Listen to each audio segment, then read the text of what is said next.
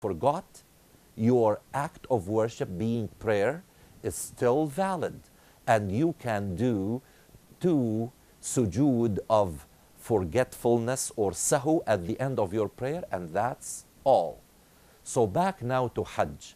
What are the pillars of Hajj? The things which we must do.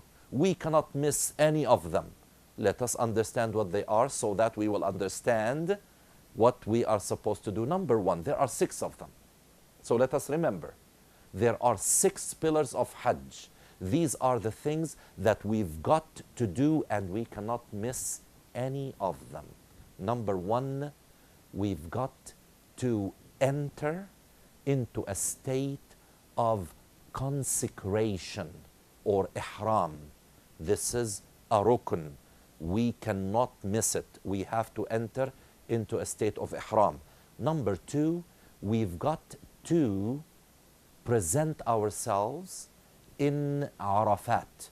We have to worship in Arafat. So our presence in Arafat on a set day, being the 9th of Dhul Hijjah, is a pillar of Hajj. We cannot miss that.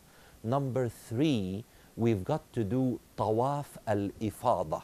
Now I know that you will say, what's Ifada? We will talk about that. Let's just call it by name. It's called Tawaf al-Ifada. Tawaf is orbiting the Kaaba or circumambulation of the Kaaba, going 7 times around the Kaaba. We will talk about the details of that. So doing Tawaf al-Ifada is a rukn of Hajj. We cannot miss that. Number 4, we've got to do sa'i between Safa and Marwa. Sa'i means to go traverse the distance between Mount Safa and Mount Marwa. We've got to do that 7 times. We will talk about the details of that. But we have to do it because it's a rukn. And that's number 4. Number 5, we've got to shorten our hair, or we've got to shave our hair. This is a rukn. We cannot say, but I don't like it. I don't look nice when I shave. We can't. We've got to do that. For our sisters, it is shortening. For our brothers, it is either shortening the hair or shaving the hair. And finally, number 6 is to do all the pillars I just mentioned in order. We cannot, for example, say it's too crowded around the Kaaba, I'm going to do sa'i before I do tawaf, or I'm going to do tawaf and sa'i before I go to Arafat, or we cannot do that. We've got to do these things in order. So I recapitulate. I will say the 6 pillars of Hajj so that it is clear in our minds. Number 1, entering into a state of ihram. Number 2, we have to be in Arafat. Number 3, we have to do Tawaf al-Ifada. Number 4, we have to do sa'i between Safa and Marwa. Number 5, we have to shorten or shave our hair. And number 6, we've got to do that in order. Now, this is Hajj. I still am going to fulfill my promise to tell you the difference between Hajj and Umrah. Now, before we talk about the fiqh of Umrah, I have to say that Hajj has to be performed, as we heard, Al-Hajju Ashhurun Ma'lumat, it has to be performed in the months leading to the months of Dhul Hijjah in the Islamic calendar. We cannot perform Hajj whenever it is convenient for us, but we can visit Mecca, we can do Tawaf, we can do Sa'i outside those months. Any time of the year, we can do that. And when we do it, this is called Umrah. I don't understand, you may say. Fine, I will explain something right from Salat. You know, in Salat there is Fard al-Dhuhr, Fard al-Asr, Fard al-Maghrib, Fard al-Isha, Fard al-Fajr. These are set number of raka'at. 2 for Fajr, 4 for Zuhr, Asr and Isha, and 3 for Maghrib. This is Fard. These are the set salawat. However, you may pray raka'at of sunnah or nafl, voluntary salawat, outside of the set time for Fajr, Zuhr, Asr, Maghrib and Isha. Anytime you want, you can pray nafl. And the same thing, Umrah, you can do certain things that you do in Hajj like Tawaf and Sa'i, but you do not have to do it in the month of Dhul Hijjah. When you do it outside, it's called minor pilgrimage, and it's called in Arabic Umrah. And Umrah, now coming to the fiqh, is equal to Hajj minus Arafat. It's as simple as that. If you want to remember what is Umrah, you just tell yourself that it is equal to Hajj minus Arafat. So now, if we take Arafat out of Hajj, what do we have left? So the pillars or arkan of Umrah are, again, to enter into a state of Ihram. We said that in Hajj.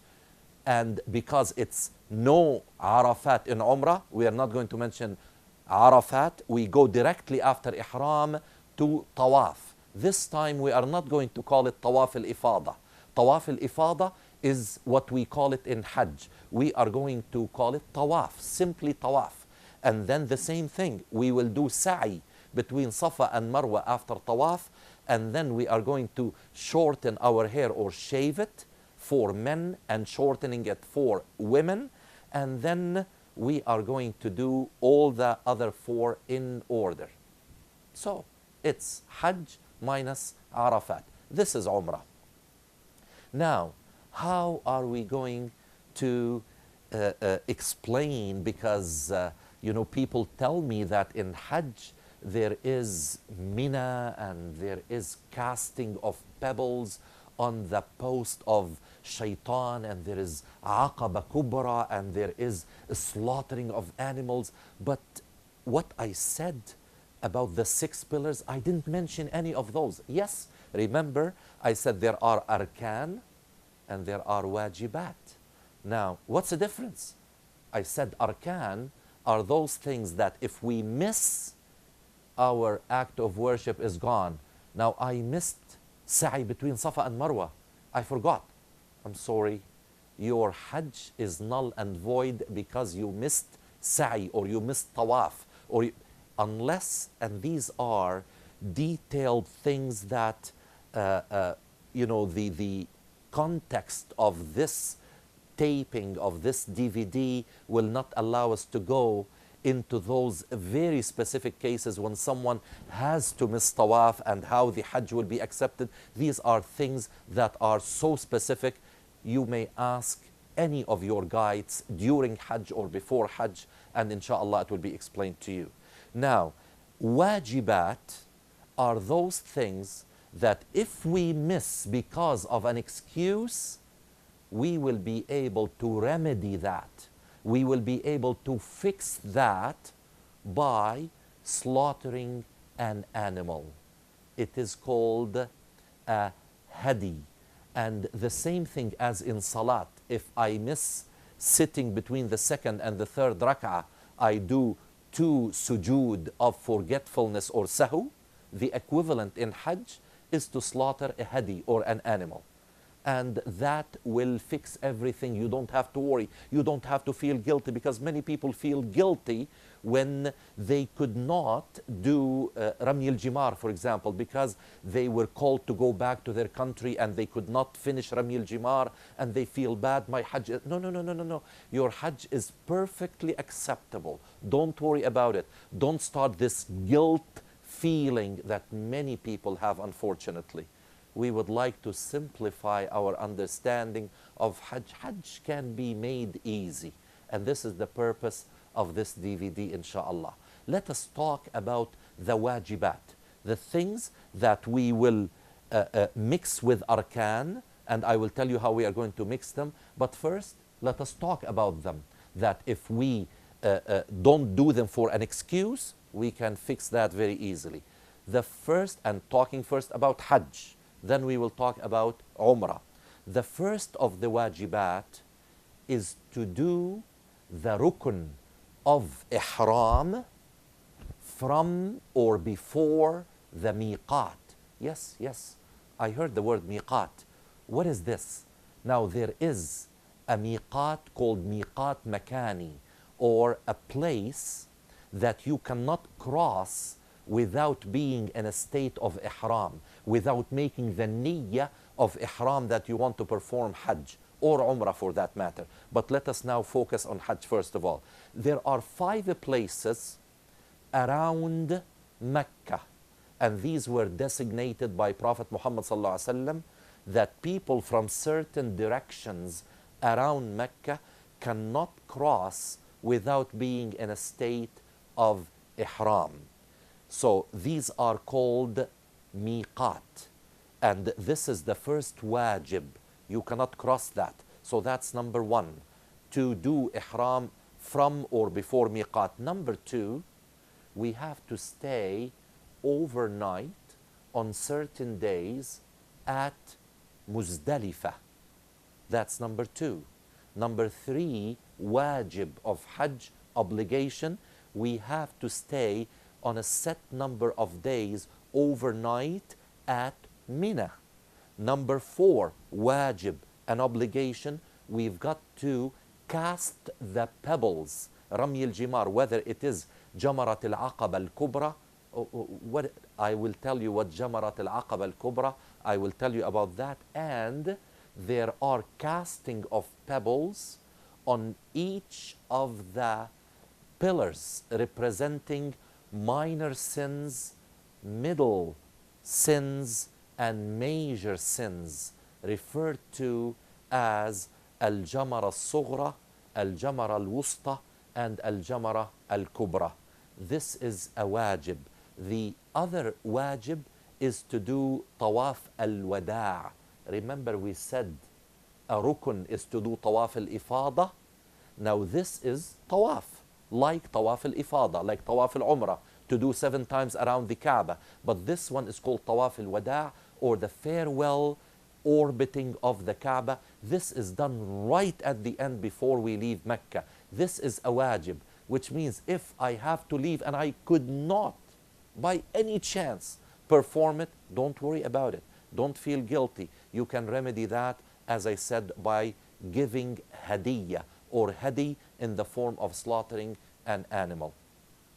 Now these are the wajibat of Hajj. Now the wajibat of Umrah, now if we want to compare, there's only one wajib in Umrah, because in Umrah there's no Mina, in Umrah there's no Muzdalifah, in Umrah there's no casting of pebbles, in Umrah there's tawaf and sa'i and shortening of our hairs after obviously we start in a state of ihram. So what is the wajib, the obligation of Umrah? There's only one wajib, and that is to start your ihram from or before the miqat. That's it. Only one wajib in Umrah. That's it. Now, there are many recommendations, mustahabbat, things that the Prophet recommended that we do to make our Hajj so much complete. Because we, like in Salat, for example, there are mustahabbat, for example, that we stand looking at the place of sujood, that we put our hands in a state of khushu'. These are mustahabbat. Now there are hay'at or formats of salat. There is the hay'ah of standing like this. The Malikis will put their hands like this. No problem. These are formats of salat. We are not going to mix that with the arkan and the wajibat. So coming back now to Hajj, there are many, many mustahabbat. We will talk about them as we will start to explain the other segments of the fiqh of Hajj. And there are sunan, things that the Prophet ﷺ did. For example, he started his journey to Mina from a place called Al-Muhassab. Do we have all to do it? No, we don't. This is a sunnah. He did it because Rasulullah ﷺ happened to be passing by that area. And these are things that some people insist, I've got to, even sometimes they put themselves into so much hardship. Don't do that. Don't do that. And it is in Surah Al-Hajj that Allah subhanahu wa ta'ala, for a wisdom known to him, he said, وَمَا جَعَلَ عَلَيْكُمْ فِي الدِّينِ مِنْ حَرَجٍ. It is in Surah Al-Hajj that Allah subhanahu wa ta'ala told us that Allah did not intend for you to be placed in any hardship, whether it is outside of Hajj, but it is in Hajj that we have to pay attention to that. Now, having mentioned all of this, let us talk now